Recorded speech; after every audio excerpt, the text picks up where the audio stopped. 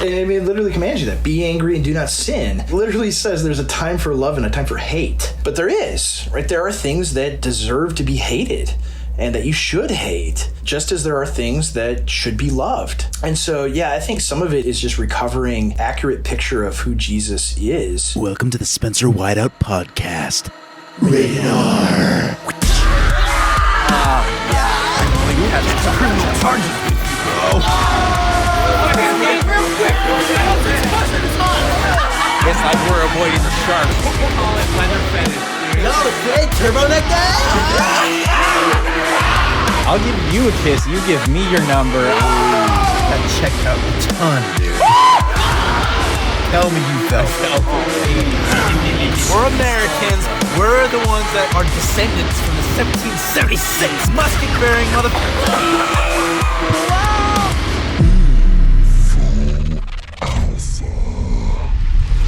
Welcome to the Spencer Whiteout podcast, where we collect experiences as badges, memories as treasures, and stories as wealth. In this radioactive, heat-seeking episode, I interview Andrew Isker, the author of the Boniface Option and the host of the Confronting podcast. We discuss a strategy for Christian counteroffensive in a post-Christian nation, what it looks like to chop down the idols of trash world, the Trump phenomenon, and whether or not we should repeal the 19th Amendment. Let's dive in.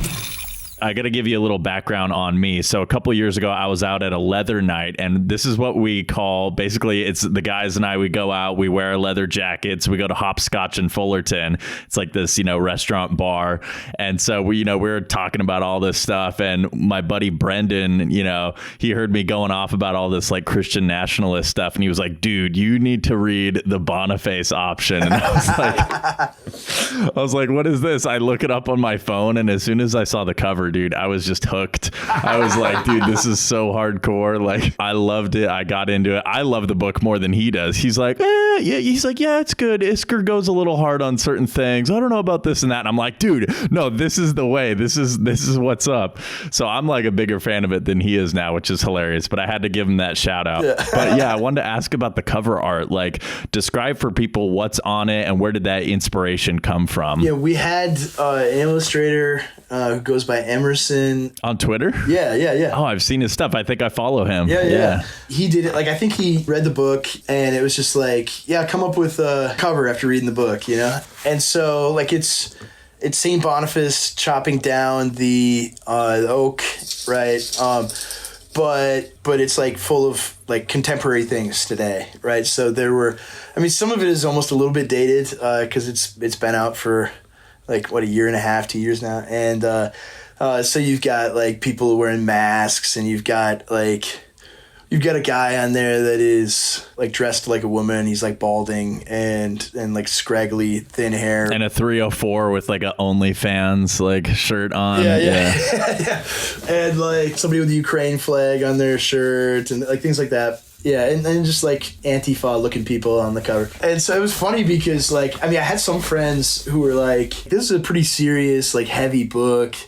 And like people look at the cover and they think it's like a cartoon book, it's like a book for kids or something. And I'm like, yeah, I don't really care. I do want it to be judged by the cover. Like, I do want it to be where it like almost shocks you. Yeah, well, that's why I read it. I was like, oh, I love this cover. And what I love about the book, too, is it just has a real sense of urgency to it. And I feel like so many other authors, just people nowadays aren't accurately describing the dark times that we're living in. And that's why I relate and connect with the book so much, because I'm like, dude, like, can't you guys see how dire the circumstances are, And I feel like everyone, especially in that Christian bubble, which I grew up in as well, that, they're very comfortable just kind of being like, well, that's the world out there, push it away, and it's like, that's why I also love the subtitle of this book, A Strategy for Christian Counteroffensive in a Post-Christian Nation. So how would you describe this book as like an elevator pitch, maybe as like a library elevator pitch? So like they're already in the library. You have 30 seconds in that library elevator to tell this unsuspecting bookworm, what your book is about, why they should read it. Yeah, I would say it is a book about how the world that you live in today has been socially engineered to get you to either neglect or outright despise everything that is true and good and beautiful, everything that all human beings everywhere for millennia would collectively understood. Like, this is good, this is right, this is normal, this is healthy and beautiful and wonderful. Right? All of those things, whether it's marriage or family or the roles and distinctions between men and women, all of this, together is turned like 180 degrees on its head, an inversion of everything that was normal in life. Right, because we're in such uncharted territory with modernity. Yeah. So like all of these things, it is so dire. And like the criticism I've gotten about the book that like drives me nuts is people saying like, I refuse to believe things are that bad. I refuse to believe things are that bad. And it's like, well, they are. Well, yeah, like, okay, maybe things are good for you. Like maybe you have a good job and you're married and you have kids and like you can afford things and life is good for you. But like you're the outlier now. Like right. That was normal before. That was like what everybody had. Now that's the outlier for people. And you can put your head in the sand and think, well, it's good for me, so it's not that bad for everybody else, or like everybody else is just like lazy or whatever. And it's like, what if they're not? Yeah, I want to get into some quotes and some highlights from the book, because right from the get-go in the preface, you write, the world we live in is an inversion of what God created you to live in. All that is good is treated as though it were repugnant. All that is beautiful is treated as though it were repulsive. And the truth is forbidden while the most outrageous lies are exalted. So I feel like that just sets the stage so well. And then in chapter 1, you wrote something that really connected with me, which was, it is not Christ-like to hate, you have been told, but that is simply not true. To love a thing is to hate its opposite. For too long, the evangelical Christian has been told that he may not hate anything, he may only love. That's very hateful, is the bane of a neutered evangelical. It's the very worst thing you can say to him. He will instantly shrink back and begin apologizing. But to love a thing is to inherently hate its opposite. Yeah. I mean, and like so many people believe that, right? I used to for sure. Like you read Ecclesiastes though, and it's like there's a time for love and a time for hate. Like there's a time for peace and a time for war. There are times where hatred is righteous. There are things you should hate, and it feels like you're doing something bad. Like I'm sinning in some way. The Psalms say, I do not hate them with a perfect hatred, O Lord. Right. And there's a difference between like that righteous anger and then the anger of man, which does not produce the righteousness of God. Precisely. Yeah. And so the focus is on like, well, any kind of hatred that you feel must be the unrighteousness of man. And it's like, I see pictures of little kids at a pride parade walking past like naked men. And I think, I hate that. I hate those things. Like I saw the news story this past week about how some school district somewhere, how the administrators made the girls' sports team change in the locker room with boys, right, who claim that they're girls. And like they would kick them off the team or they force them to stay in the locker room and change with them there.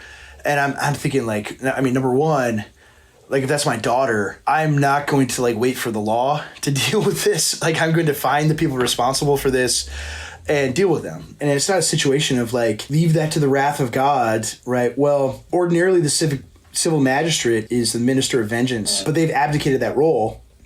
So then it falls upon the father to do that. He is then the minister of wrath, right? And dude, like 100 years ago, something like that happening, like the dads of those girls would just find the principal or the coach or athletic director, whoever that is, and like beat the tar out of them, right? Like they would do that and no jury in the country would convict them of whatever they did to them. And we've been softened, we've been emasculated. It's such a important idea to push back against because I think it sets the entire paradigm for like the evangelical man, the willingness to use force and violence to protect your family. Like, I mean, you see this with like John Piper saying that if a burglar came in and tried to rape his wife or whatever, he wouldn't do anything. He wouldn't shoot him. Did he really say that? Yeah, he's like saying why he doesn't own a gun and things like that. And I'm like, what?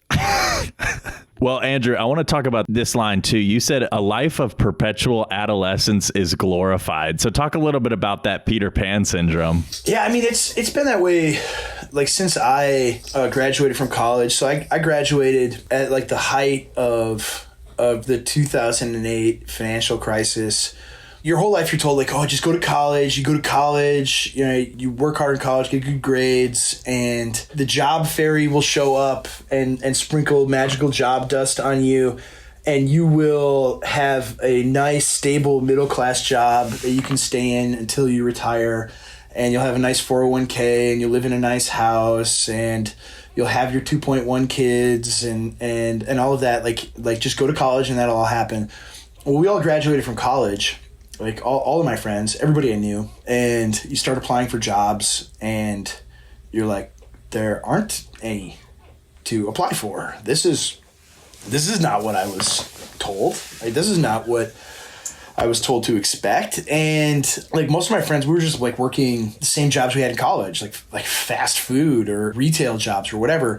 And then like very, very slowly people started to like get careers, right? I mean, one of my friends now who's like, you know, a very successful commercial banker, real estate guy, like he graduated and like the only job he could get, like with a good finance degree with honors and all of that, like the only job he could get was like at a call center for a bank, right? And it was like this is one of the smartest guys I know and works really hard and had good internships, all of that, could not get any job anywhere.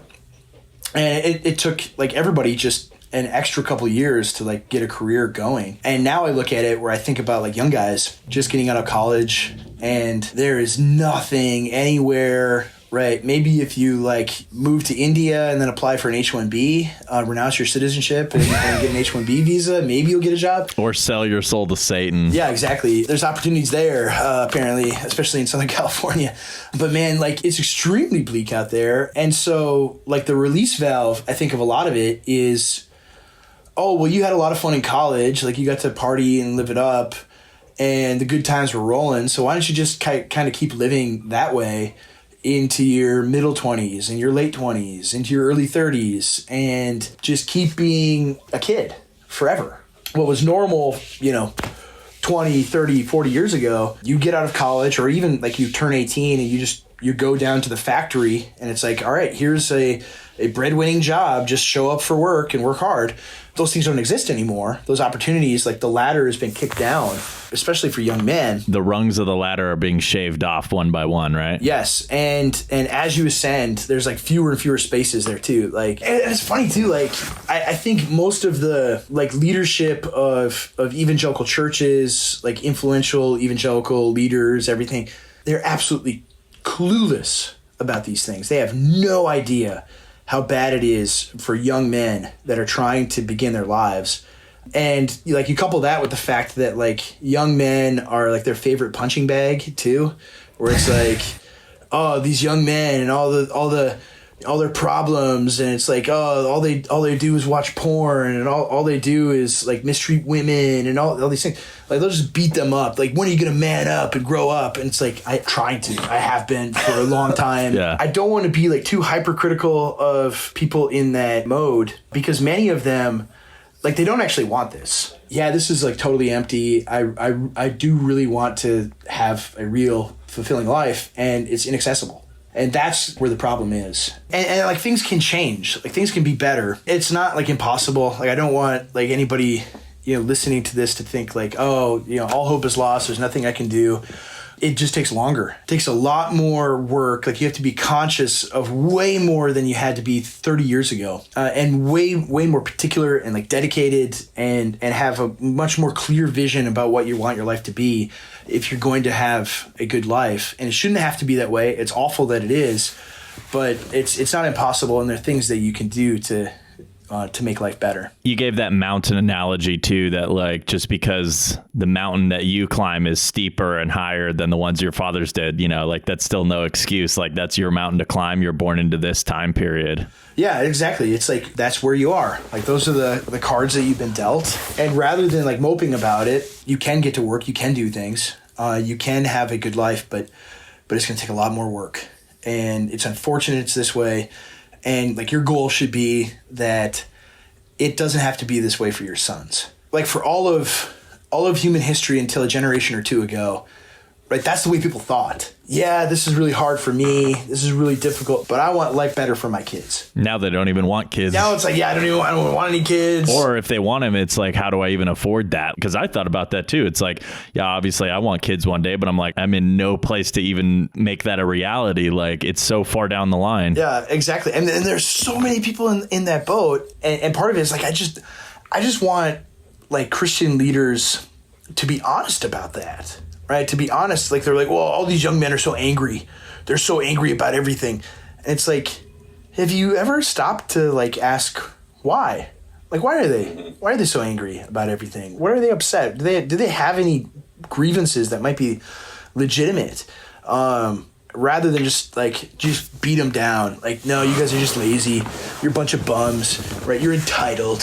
What if that's not true? Actually, what if you could be encouraging them and saying, yeah, things are bad, but you can do it. You can succeed. You can have a good life if you dedicate yourself to it. That absolutely has to change. Yeah.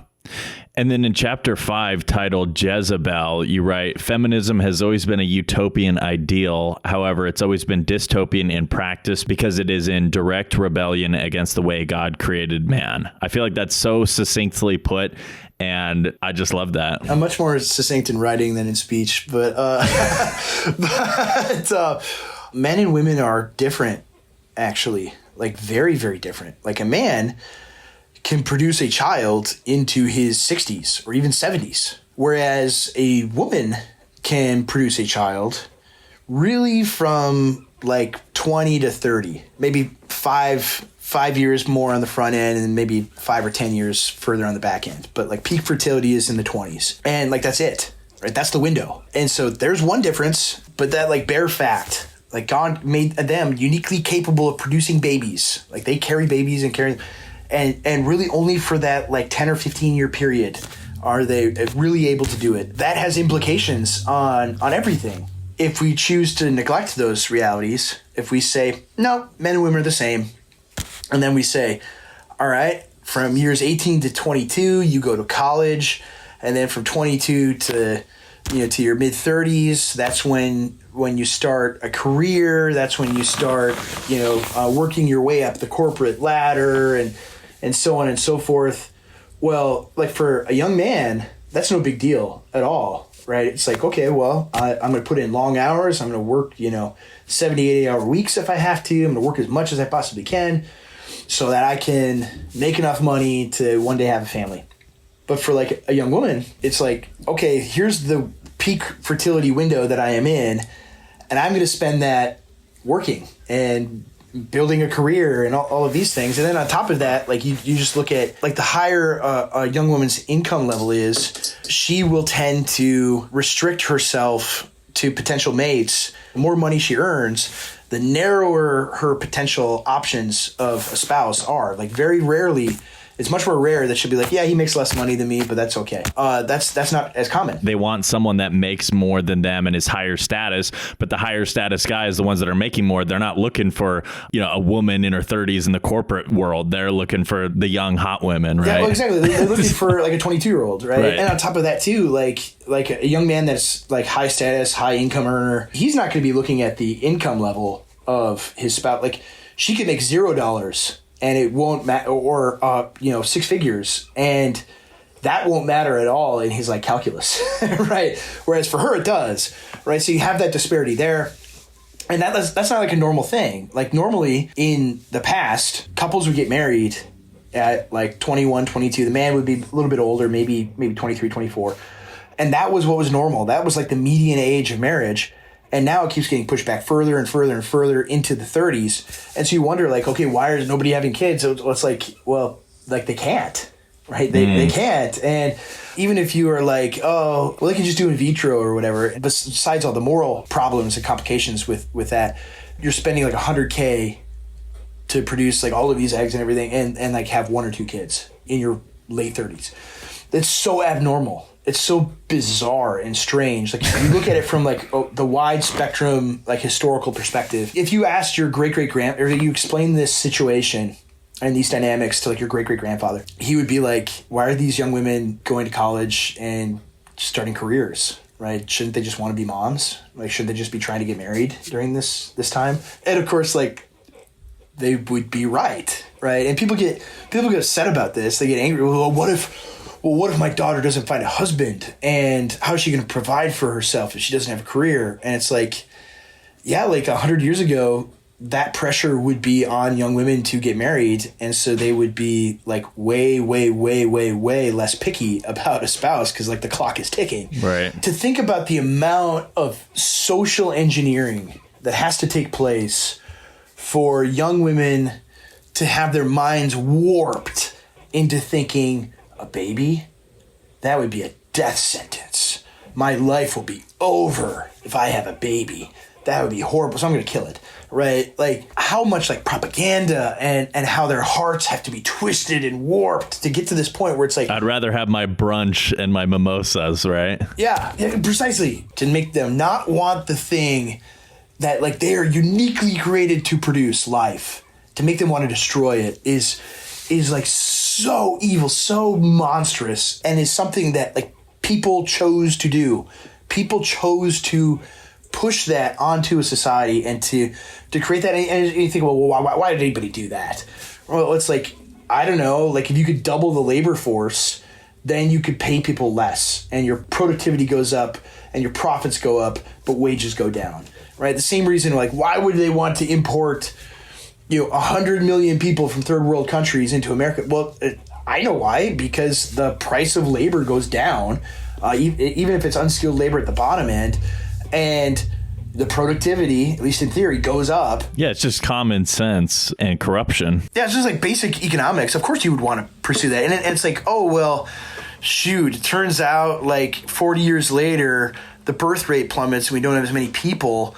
I guess we're just going to have to bring in all of Guatemala. Right. That's more or less what has driven these things. It's like there's huge, huge economic incentives to do this, right? That's why. Because the big line kept going up.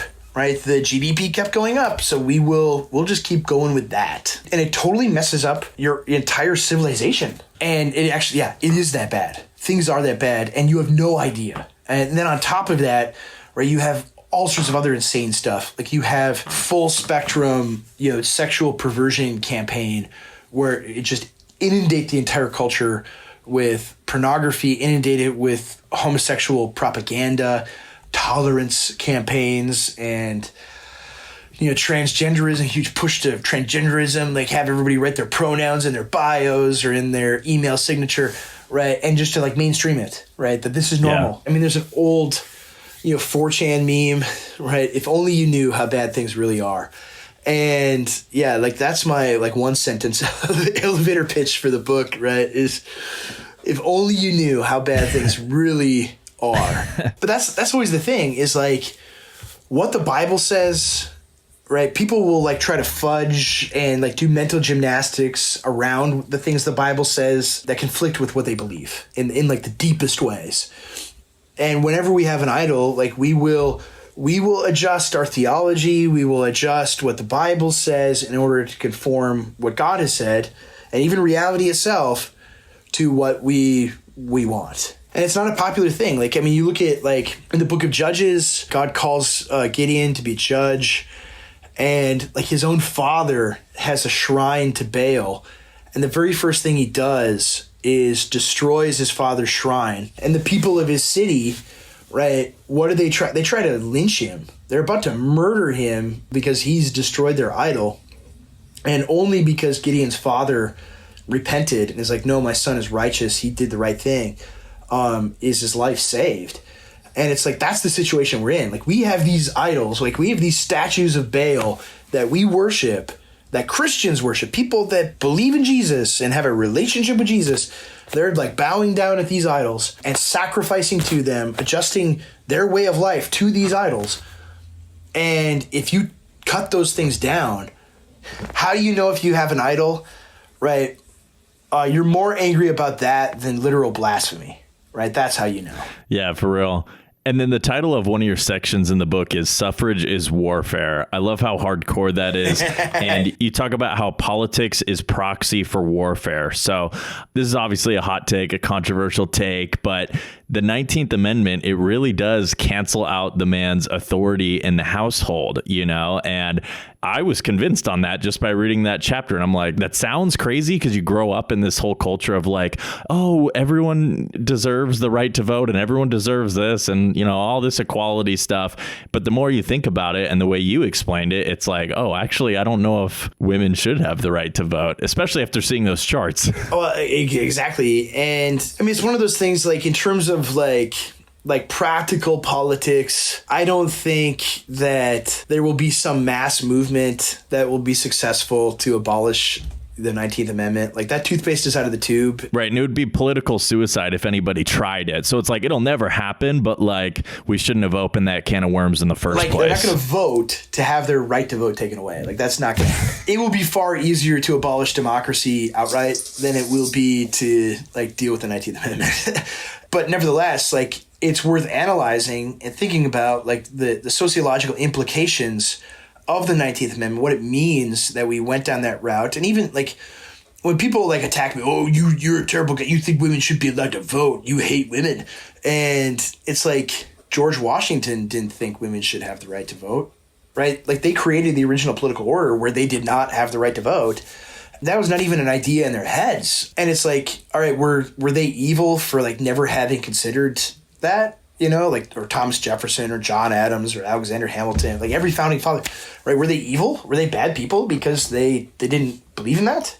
Well, of course not. Well, why? Like, why did they think that? Did they think that women were like intrinsically less valuable than men? Did they think that women were stupid? Did they think that women were like morally defunct? Like, why did they think that? And it was like, well, the political was the domain of men, right? Because politics is like the ordering and structuring of a society, and it is also like it's the use of violence to maintain order. Violence, despite what like Marvel movies will tell you, is the domain of men. Normally, the way you would get a new leader, if it wasn't direct descent, was you would have a coup d'etat or a civil war, right? You would have a war where this guy is not going to be the king. So instead of having a civil war, we're going to have a proxy for a civil war. We're going to vote, right? We're going to line up all of our people, right? And you're going to line up all of your people. And whoever has the most people, instead of fighting a war and shooting everybody, we're just going to let that person be in charge, right? That's what democracy is. And so what you were saying, right, when you are introducing women's suffrage is that, all right, now women are combatants in this conflict. Women are legitimate targets in this civil war. And then further, of course, is the man wasn't simply like voting for himself. He is voting for the interests of his wife and his children and his descendants that would come after them. It was a covenantal responsibility that a father had to vote, and a man had to vote. If he was a single man, he's voting for his future wife and children. That you take that away, and now you are setting wife against husband. And you are saying that now there no longer are households, there are individuals. The sociological implications of eliminating households as the basic unit of a society and instead making individuals the basic unit of society are gargantuan. They're massive. And like they are a proximate cause of the madness that we see today.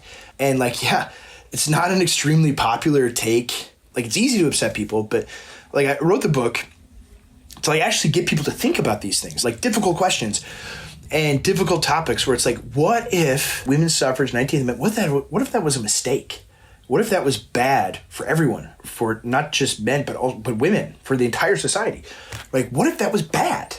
And what if that has been a problem? What if that has made life worse for everyone? Is that possible? Right? I'm much more interested in that kind of discussion because it's like, no, in terms of like a practical political program, like it's dead. No, it's like never going to happen. But in terms of like theoretical discussion, when we're asking like sociological questions about how a society functions, is structured and ordered, it's a very worthwhile question to ask. I love that. And I love your emphasis too on just the nuclear family and how important that is. Yeah, there's one passage in the book like that I wrote about. It was funny. Like I'm writing the book and I'm thinking about like, okay, what stuff to include here? And so I like took a break and I'm like, I just need to read something like totally disconnected from all of this, just kind of clear my mind. And so I just started reading the Iliad. And like right in the beginning, Chryses, the priest of Apollo, is like pleading with Agamemnon to give back his daughter, but he refuses. He mocks him and he says like, no, she's going to be my slave, right? Basically saying she's going to be my sex slave. She's going to be in my bed until she's like too worn out and old to be attractive to me anymore. And then I'm just going to have her like sitting at a loom weaving until she drops dead, right? Working her hard all day. And like the father of this young woman is like distraught and suicidal over his daughter's fate. And I thought about that. I'm reading that and I'm thinking like, holy cow, that in like the ancient world would be like the worst possible fate that you could have for your daughter. She is, made to be a whore and a wage slave and just work to death. And now that's like the normal way of life for young women, and fathers are just like, yeah, it's just what people do today. That's what the girls do, is they go get a job and then they go swipe around on Tinder. And the thing is, like, the thing that would actually make them react like crises or crisis, I don't know, would be like if their 19-year-old daughter said, hey, Dad, I met this young guy. I love him. I want to marry him. They'd be like, whoa. No, you can't do that. No way. You can't do that. You have your whole life ahead of you. You really want to do that? Like implicitly what they're saying is like, don't you want to just go be a whore and make as much money as you can? Like, go work, be shackled to a desk and make spreadsheets all day. Like, wouldn't you rather, and then go find random dudes to hook up with at night? Like, wouldn't you rather just do that? Right. Are you sure you want to be married to a husband who loves you and provides for you and you have babies with? Like, you sure you really want that? The worst possible fate in like the ancient world, the medieval world, right up into the modern age, now is like, I guess whatever. It's astounding, actually. And the only way those kinds of things change is if fathers begin to act like men again. No, I'm going to put my foot down. We are not doing that. You are not going to live that way. And you train them from youth to like despise that way of life. Like that's the only way it changes. And there's not going to be some like government program or some tax incentive to change these things ultimately. It's like individual households and individual churches and individual communities restoring basic functioning society. Yeah, for sure. The second part of your book is all about building the bedrock for a new Christendom. And I love that it starts with worship is a holy duty to fulfill. Everything that happened in all of society ultimately was the result of either faithful or unfaithful worship. So speak on this a little bit. Oh, yeah. I mean, worship is what man fundamentally and ultimately is created to do. And it's what all men everywhere do, right? All human beings worship someone and something. And so if what we are worshiping is our creator, then that will be reflected in everything else that we do, right? If that's man's ultimate end.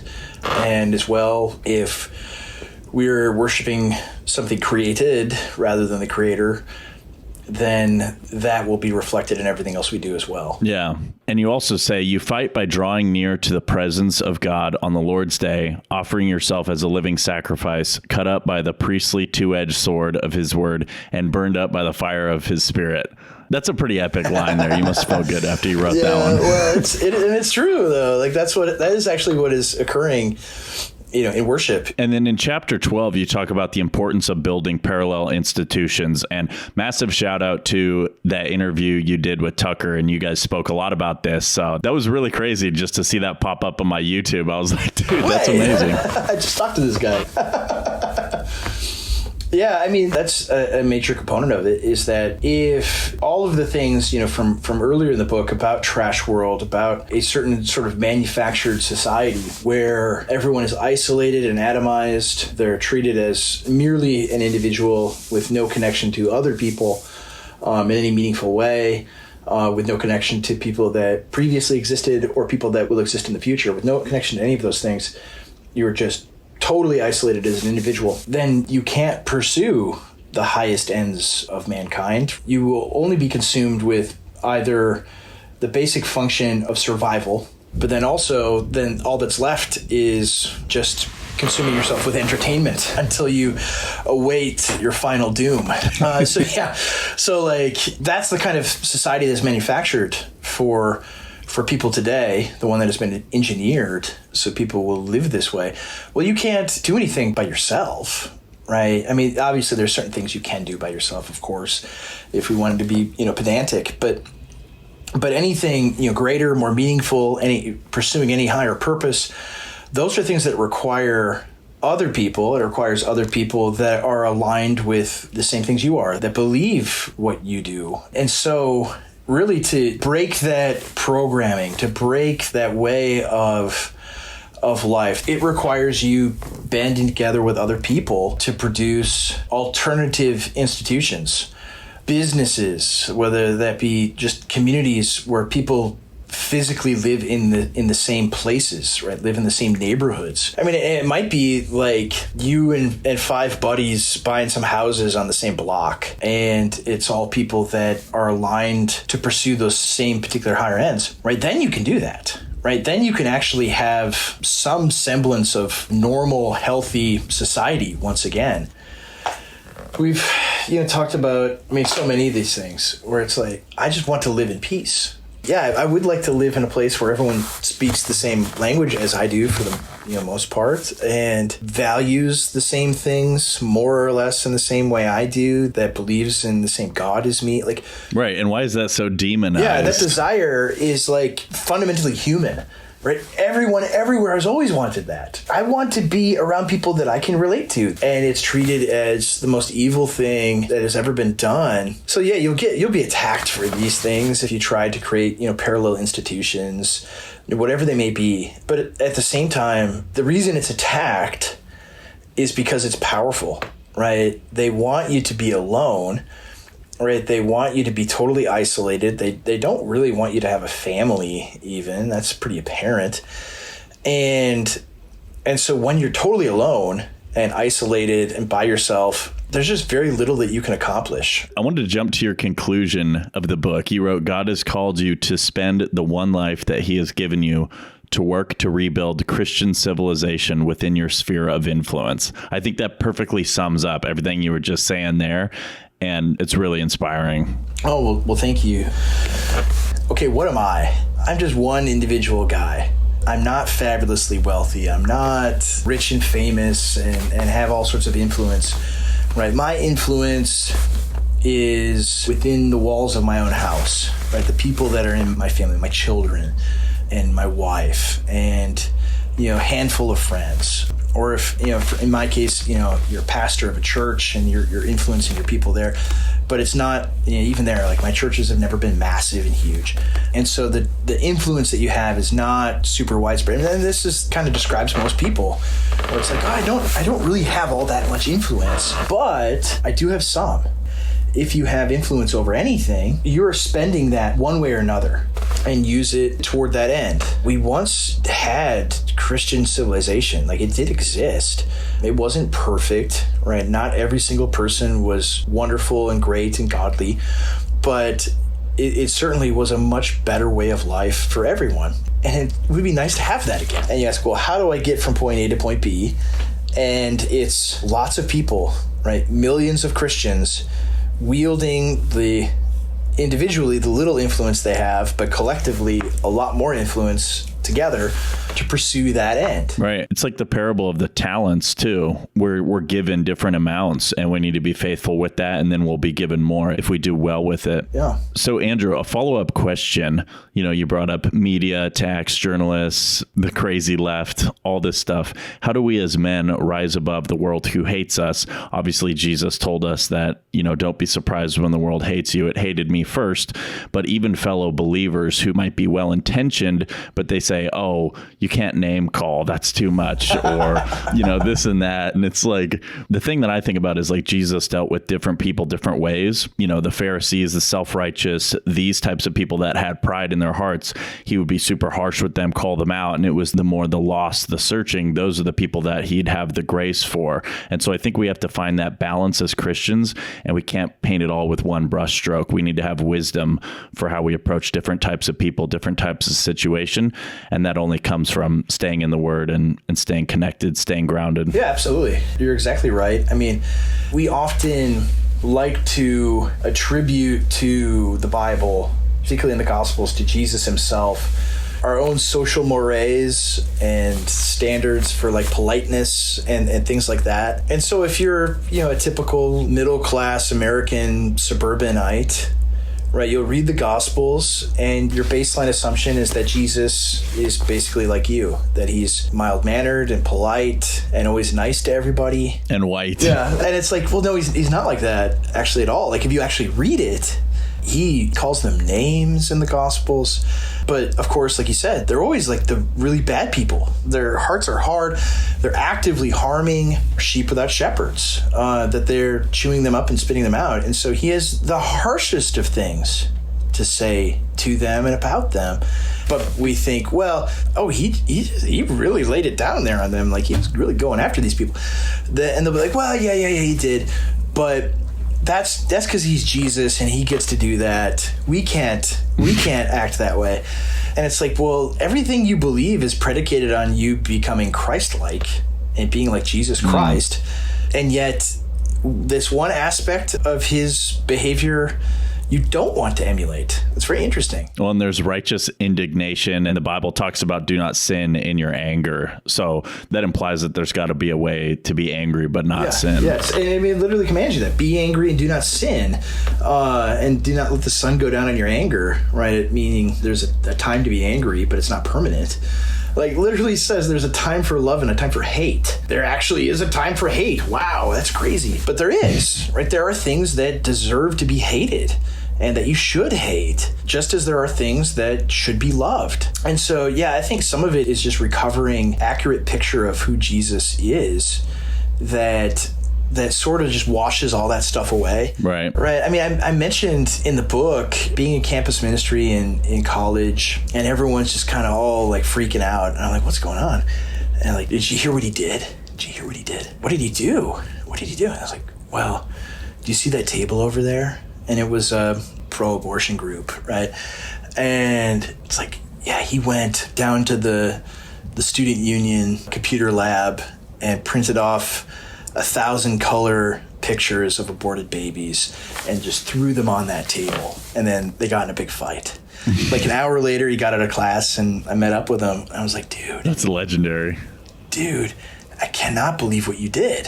And he thought I was going to chew him out like they were. Because the people there, friends, were like, I just can't believe he did that. That was so un-Christ-like of him to do that. And I look at them like, what? Are you serious? No. Like if Jesus were here in the flesh, right, how do you think he would have reacted to these people saying, yes, you should be able to murder babies? Get out the whip. Yeah, that's right. Like I go and I tell my friend, I'm like, why did you do that? And not wait, like you knew when I was in class, I would have come and done it with you. And you just went and did it by yourself. Why didn't you invite me? Yeah, like why didn't you wait for me, man?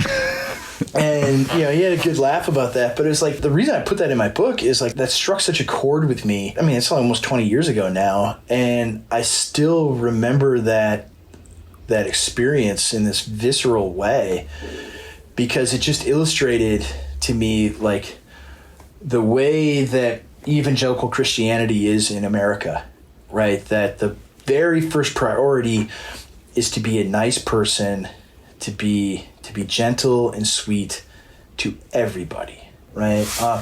That this confrontational attitude that very much did exist in Christendom, built Christian civilization, doesn't exist anymore, but it did once.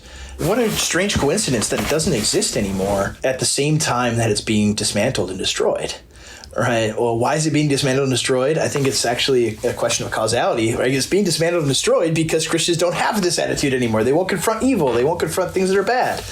Like, I think there's a direct correlation between these two things. Right. Well, Andrew, I've got a story for you. Yeah. When I worked at this gym, this is a few years ago, this is going to be full circle with everything we were talking about. There was this girl, she was basically just one of the locals that would hang out by the desk, and I was working up front, and I was kind of hanging out with my coworkers, and I was on the clock, and we were talking about our 4th of July plans, and then this was right when Roe v. Wade was overturned. And then this girl was like, oh, I'm not going to celebrate 4th of July. I'm going to be wearing black on 4th of July, blah, blah, blah, like in protest of America and all this stuff. And I just said to her point blank, I said, if you don't love this country, then you don't belong here. So that's verbatim what I said. She freaked out. She's like, who are you to tell me, where I belong, blah, blah, blah, blah, blah. She goes off and I'm just like, whatever. That's my opinion. Yeah. So I said that. I felt a little bad just because of how strong the reaction was. And I was like, wow, made a scene and everything. Yeah. Oh, yeah. And I was like, wow, that was, kind of intense. But like, that's just what I believe. And I can't stand it when people, especially this girl, dude, she was here on a visa to study. Gosh. So she wasn't even an American. Yeah. Exactly. And so she's ranting about it. Next day I come into work and I got fired on the spot. No discussion, no nothing. So I got fired. She said, what are you thinking? It was a female manager too. So, she was like, oh, our rights are getting taken away, Spencer. Night. Like, how dare you say this to somebody, blah, blah, blah.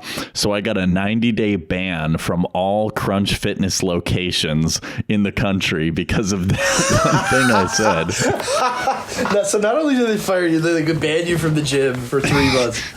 Oh, man. It was crazy. It was tough. I went back and forth on it for years thinking was that the right thing to do? Like, should I have just held my tongue? Like, blah, blah, blah. But I just couldn't stand it. And it's like when you see people just, tearing down your home, the place that you love, and they are not even from here. It's like, I wanted to say something. And, I had different friends and family, giving me all different opinions and advice about whether you should have said that or not. Now looking back, it's like, I don't regret it because it was a bold thing to say, but at the same time, that's what I believe. And a little piece of you dies every time you hold your tongue when you probably should say something. Right. Yes. And even though you're probably new in the moment, I could get in trouble for saying this, but I'm going to say it anyway. This is my country. This is not your country. So don't. Oh man, I would have gotten so mad. This is not your country. The manager was Australian, so I don't even know if she was a citizen here either. She might have just been here on a work visa. All these foreigners just attacking me. How dare you say that to her? Man. But I bring that up because it's just a small example of the friction that happens when you go up against Trash World and you threaten their idols, right? And so in the book you write, the closer you get to a people's idols, the more extreme fury you will provoke. That's it. Yeah. When I read that in the book, I was like, dude, that's exactly right. That's exactly what happened here. Because they have the idol of abortion, of all these things. Yeah. And as soon as you get close to that, they just freak out. Oh, man. Yeah. There's so many examples of that. You're exactly right. You see it, right? You see the thing that they worship, right? The thing that they worship more than anything else is the thing that's going to make them freak out and lose their minds. It's so obvious. And it's how does it get to a point where you can get fired for saying, hey, if you hate our country, you shouldn't be here. Or you just told me you hate America. And I'm an American, right? You probably had legal grounds to. I mean, it was probably not that important of a job or whatever, but no, it was minimum wage. Yeah, but the reason why, right, these idols take hold everywhere is that at some point, because they haven't been here forever, at some point, everybody just didn't just stand up for what's true and right. Now that they're here, people have to work even harder and take even greater risks in confronting them and fighting them, right? That's ultimately what it comes down to. What's a practical way and a practical mindset to how do we fear God rather than fearing man, especially in light of debanking, cancel culture, getting fired, all this stuff just for having these beliefs? I think some of it is you have to approach things with wisdom. We can't all just do like kamikaze attacks on the idols all day long. As fun as that would be. Like, how does the church grow and operate historically? Like, it leads culturally, right? It takes courageous, bold stands and reshapes entire peoples. And so if there was anything I left out of the book, but one thing I kind of wish I would have discussed a bit more is the necessity of retaking culture. And the preeminent cultural mode in the modern world is film. And we have to retake it. And movies have the ability to change core beliefs. Oh, yes. Story is the thing that undergirds everything else. It shapes your entire imagination of what you believe is true and good and beautiful, what's real. It's a powerful medium. Oh, yeah, it's massively powerful. And we should be at the forefront of this, right? With one film, right, one good film that millions of people see, it will influence how people think for the rest of their lives. Yeah, 100%, man. And I'm on that mission. So that's my life calling, and to be a storyteller for the kingdom. Yeah, that's great. That's so good. I wanted to end on this question. You made a point in another podcast that George Washington was going to be committing treason if he lost that war. And also, what did you think about Trump reposting the quote, "He who saves his country violates no law"? We got to end on a controversial one. Of course you're going to do that. Oh, man. Well, how much time do we have? I mean, some of it is within the context of, right, you have so many conservative people, especially Christians, who are like, the Constitution. We have to preserve the Constitution, and it may never be violated at any time. In a vacuum, I 100% agree with that, right? Of course, right? That's why you have a Constitution. That's why you have law, because it restrains political power. But it doesn't do that on its own. Law, just written down on a piece of paper, is just a piece of paper. And if it's not backed by force, by political power, then it's a dead letter. And if you're in circumstances in which one side has totally disregarded the rule of law and constitutional order and any constitutional restraint, but your side is saying, no, we could fight you, right? We could use the power that you have used, but we respect the Constitution. It'd be like a sports game where one team is abiding by the rules and the other team is breaking all the rules. And then the team that's abiding by the rules is like, hey, that's not fair, but they're not doing anything about it. Yeah, it's like, imagine if they played those games and there's no refs and everybody just has to call all their own fouls. And you know that, like, if somebody breathes on LeBron, like, he's calling foul, right? Foul. That's a foul. That's a foul. That's a foul. Oh, okay. You get down to the other end of the court, and they're just hacking away at everybody, and they're not calling their own fouls, right? The team that is calling their own fouls is going to lose to the team that just hacking away every single time by 100 points. Even if we lose, we're going to lose with dignity. And it's like, well, yeah, but you still lost.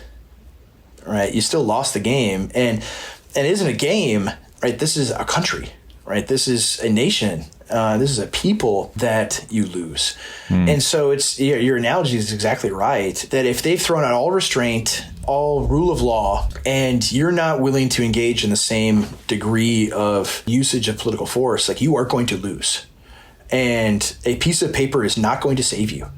The Constitution cannot hear you. It is not going to break out of its glass case in the Smithsonian or National Archives or wherever it is and come to your rescue.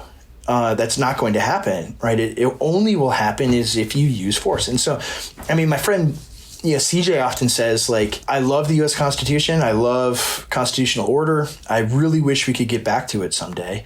And in order to get back to it, you are going to have to do things that would be considered totally tyrannical, right? They would call you a fascist. They would call you every name they can conjure up. Even though subconsciously, your goal is, I would just like to get back to where the Constitution actually matters, because so much has happened, has been built up on top of the Constitution that isn't actually constitutional. Unrecognizable. And some of it too is just like the George Washington thing is just like a thought experiment where it's like, no, they had a constitutional order that they were bound by. It wasn't the U.S. Constitution, obviously it didn't exist yet, but there was constitutional order, there was a rule of law, and he was violating it, right? They had a compact with the King of England. And the reason there's a war is because there's a question of constitutional order. The colonies had a compact with the King of England, and the colonies had collectively said, you have violated this compact by allowing a foreign government that was not to have any power over them to collect taxes and make laws in the colonies, which they did not have the constitutional authority to do. And then they all said, you have violated this compact, therefore we're declaring independence. That's what it's about. Right? If he loses that war, right, the constitutional question is settled. Right? The king can do whatever he wants. He can put Parliament's authority over them if he wants to. Right? That's what would happen. Right? It'd be a great noble cause. It'd be a really cool story to tell, but guess what? He lost. And it'd be remembered in the history books as Washington's Rebellion or something like that, and mostly forgotten. And America would look like Canada today. Even more horrible than it is now. And that's what happens. Like, if he loses that war, he gets hung for treason. And he was committing treason, right? He was violating their constitutional order, at least from the British perspective. And so, right, in order to preserve what's right and good, right, and they were right in that conflict, you have to win. Right? You have to win. And yeah, Trump posting the Napoleon quote is exactly right. I mean, Napoleon, in some respects, did something similar. You have the French revolutionary government, right, destroying France, and he just takes over. Right, he just takes a bunch of, like, he's in charge of the army, and oops, we're just having a coup now, and I'm in charge. And he restores order in France from the reign of terror after the revolution. He saves his country. He also ultimately destroyed the country in a series of many wars, but nevertheless, like, he returned order to a place that had descended into total chaos and anarchy. Within history, those are the things that have to take place. Right. I think far too many Christians and conservatives think that, if we just sit tight, if we just respect the Constitution harder, then everyone will eventually get it. If we just do that, like, things will be okay. And it's like, no, you have people that want to destroy everything. There's no way out but confronting them, right? There's no way out but using political power to defeat them and to actually engage in conflict in those terms, right? I mean, my whole life, it was just like, well, you know, whether you're a Republican or a Democrat, we're all Americans, and so at the end of the day, we can get along. And it's like, no, they want to destroy you. They want to destroy your country, right? They don't even want Americans to exist. Sometimes these questions go beyond that. And to conserve the thing that we want conserved, which is American constitutional order, conceivably there's a point at which it doesn't exist anymore, and you're going to have to go outside of it to recover it. Like, Rome dealt with the same issues, and the answer to those issues was Julius Caesar. And this is what happens throughout history, right? Things degrade and fall apart, and you have to have, right, a unitary executive, a single person with power to restore what was lost to the best degree possible. So many examples like that. And so people are terrified of it, partly because we have this, like, particularly liberal mindset, and Christians have this, where the only thing that is permissible in terms of the realm of politics for Christians to ever think about is within liberal paradigm. And Christians in the past didn't think that way, right? Like, oh yeah, liberalism's good and it can work. But what do you do when it doesn't work anymore? You need someone with power to set things right. Yeah. That's the problem I have too with Trump, is that he doesn't go hard enough, man. He's old and tired, and like, he's still doing a lot of good, but it's like, dude, we need you to come in there and set things right, to port them all and like do all of it. I still hold out hope, man. I'm a plan truster. Yeah, everyone's like, oh, nothing ever happens. Well, someday something's going to happen, and I hope it's good things. All right. I hope so too, man. I'm right there with you. Thank you so much for tuning in. If you enjoyed this episode, leave a rating/review. 5 stars is a power play. Be sure to follow the show and keep up with me on social medias at Spencer Whiteout to stay up to date. As always, stay tuned, stay hyped. That's a wrap. Inserting exclusive audio recording from the vault. I would like to believe that what happened with Crunch was not a reflection of your character. I also believe that you will look back at this as some kind of experience that was a lesson, maybe not in the way that you would, typically, want to learn something. But I think that you are going to be, forcefully pushed away from a situation that maybe will make you grow. I think this will be, empowering. I think it could be a very good thing for you. Yeah. And there's a lot to take out of it. And the one thing I don't want you to take out of it, in my opinion, is that you are a bad person or that there's something wrong with you.